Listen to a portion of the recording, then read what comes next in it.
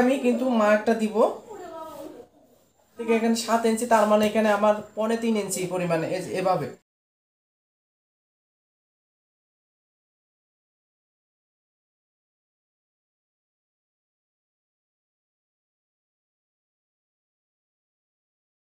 আসসালামু আলাইকুম।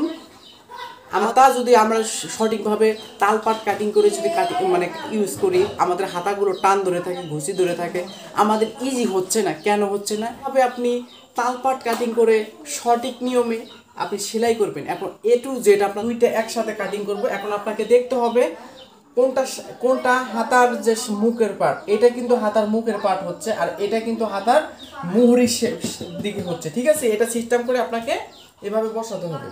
হাতার মুখটা যে আছে এখানে আঁকা বাঁকা যে কাপড়গুলো আছে, এটা আমার একদম সুন্দর করে একদম মানে কাটিং করে নিতে হবে। এখন 17 ইঞ্চি, তো 17 ইঞ্চি না, আমি কিন্তু 19 ইঞ্চি হাতা লম্বা, যেহেতু যার জন্য কাটিং করতেছি সে একটু 3/4 না 4/4 নিতে চাচ্ছে, তো 19 ইঞ্চি হলে তার 4/4 হবে। আর যারা বলেন যে না 17 ইঞ্চি হলেই আমার পারফেক্ট হবে, তাদের জন্য এটাই হবে। এই যে 3 পিসের কাটিং করার পরে যে অংশটা থাকবে, যে এভাবে দুইটা ভাঁজ দিবেন, ভাঁজ দেওয়ার পরে যতটুকু দরকার আপনি এখানে কিন্তু এই যে এভাবে কিন্তু জয়েন দিয়ে কিন্তু আপনি বাড়িয়ে নিতে পারেন মাথাটা। হ্যাঁ, সেলাইয়ের সময় আমি বাড়িয়ে নিতে পারবো। তো লম্বা নিতে চান তাহলে তাদের জন্য 1/2 ইঞ্চি, আর যারা যে এটা দিয়েই চলবে তারা কিন্তু এখানে নিতে হবে 1 ইঞ্চি, কারণ এখানে আমাদের ভাঁজ দিয়ে একটা সেলাই দেওয়ার প্রয়োজন আছে মুখের। হ্যাঁ, তো এরপরে আমাদের যেটা করতে হবে, এই যে আমরা যে মাথাটা যে আছে এখানে আমাদের 1/2 ইঞ্চি বাদ দিতে হবে, কারণ যেহেতু এখানে সেলাইয়ের প্রয়োজন আছে হাতার এখানে।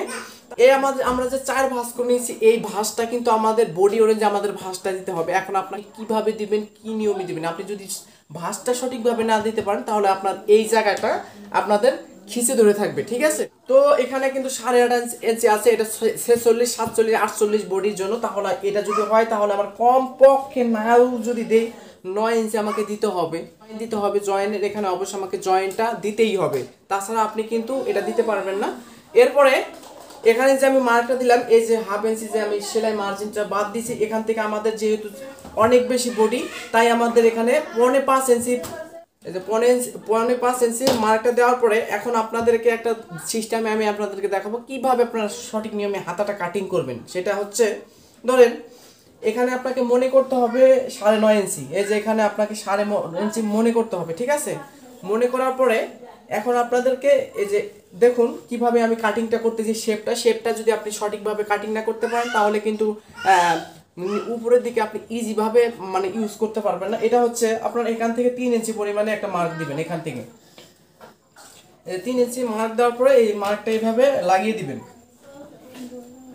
এই যে আমি যে 3 ইঞ্চি মার্কটা লাগিয়ে দিলাম, এখন এটা প্রশ্ন থাকতে পারে কেন দিলাম।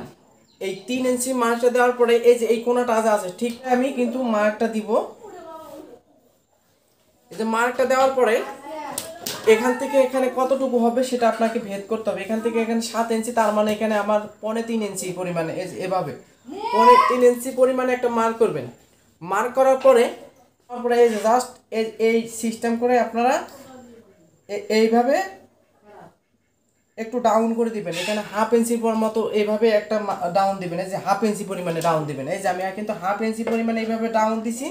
এরপরে এখানেও 1/2 ইঞ্চি একটা মার্ক দিবেন। এই যে 1/2 ইঞ্চি পরিমাণ মার্ক, এই যে 1/2 ইঞ্চি পরিমাণে একটা এভাবে একটা মার্ক দিলাম। দেওয়ার পর এই যে এভাবে যে দিলাম, ঠিক এটাও এভাবে আমাদের 1/2 ইঞ্চি পরিমাণ এভাবে আমাদের এই এদিকেও আমাদের ডাউন করে দিতে হবে। ঠিক আছে, মানে এই পাশে 1/2 ইঞ্চি মানে উঠিয়ে দিব, আর এই পাশে নামিয়ে দেবো। নামিয়ে দেওয়ার পরে এই যে ঠিক এখান থেকে আমাদের এই যে এভাবে কিন্তু আমাদের কাটিং করে নিতে হবে। যারা দুপাশে গোল গলা ব্যবহার করবেন তারা কিন্তু এই সিস্টেমে কাটিং করবেন, তাদের কিন্তু তালপাট কাটিং করার কোনো প্রশ্নই আসে না। ঠিক আছে, এক পাশে গলা নিয়ে তালপাট কাটিং করতে হবে, কিন্তু অবশ্যই এক পাট যখন আমি আপনি কাটিং করবো তখন কিন্তু অবশ্যই আমাদের কাটিং করে নিতে হবে। এরপরে আমি এখানে আমাদের 1 ইঞ্চি, ঠিক আছে, আমাদের জয়েন দিতে হবে। এই জয়েনের জন্য আপনাকে জাস্ট এই যে এতটুকু, এই যে এখান থেকে 5 ইঞ্চির নিচে আপনাদের মার্ক দিতে হবে। মার্কটা কিভাবে দিবেন, এই যে এইটাকে এই শেপটা জাস্ট এখানে ধরবেন। ঠিক আছে, এই শেপটা আমি এখানে ধরতেছি, জাস্ট এভাবে কিন্তু আমি কাটিং করে নিব।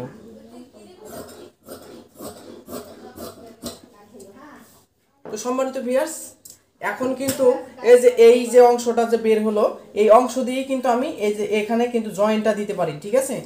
এখান থেকে এখানে আমি খালি এখানে আমি জয়েন্টটা দিব। এই যে আমাদের হাতা কিন্তু হয়ে গেল।